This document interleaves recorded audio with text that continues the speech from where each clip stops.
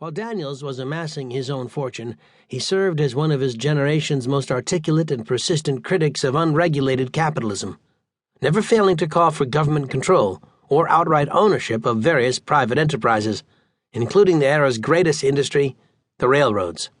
His newspapers pushed for the passage of the nation's landmark antitrust laws and the hard-nosed prosecution of other capitalists.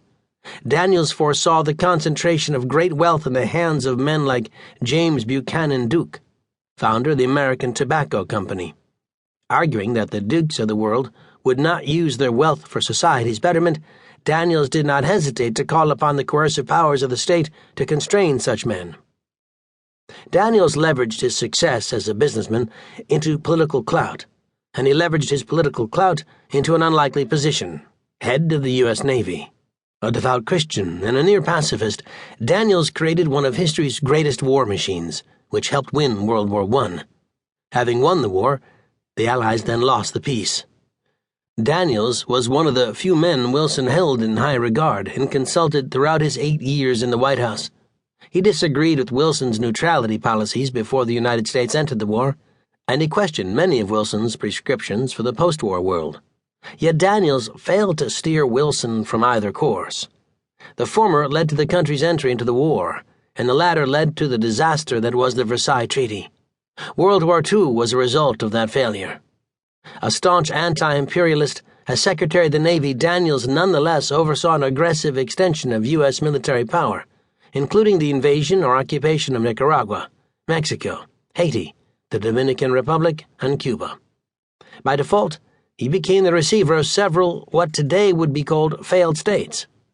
By the time he stepped down as head of the Navy, he personally oversaw a gunboat empire. However, having once ordered the invasion of Mexico, later in life as U.S. ambassador to that country, 1933 to 41, Daniels would help steer it and the United States toward a long-term peace that benefited both countries. Daniels proved to be a good judge of political talent. He saw something in a staid Presbyterian professor named Woodrow Wilson that many party leaders missed. And before anyone else, Daniels imagined the great potential in a man others considered a pampered, arrogant Harvard twit, and he gave that man, Franklin Delano Roosevelt, FDR, his start on the world's greatest political stage. Young FDR's career at the national level began as Assistant Secretary of the Navy under Daniels' tutelage. "You have taught me so wisely," Roosevelt wrote to Daniels toward the end of their long service together at the Navy Department. As one of Roosevelt's biographers notes, Daniels was the only man under whom Roosevelt ever served in any capacity. Henceforth, even after becoming president, FDR called Daniels chief. Later in life, Roosevelt paid homage to Daniels as tutor par excellence in the political arts. FDR might well have gone on to great things without Daniels' patronage, but he owed his start to Daniels. In all of these roles, Daniels maintained his era's quest for progress, at least as he defined it. But progress came slowly to his home state.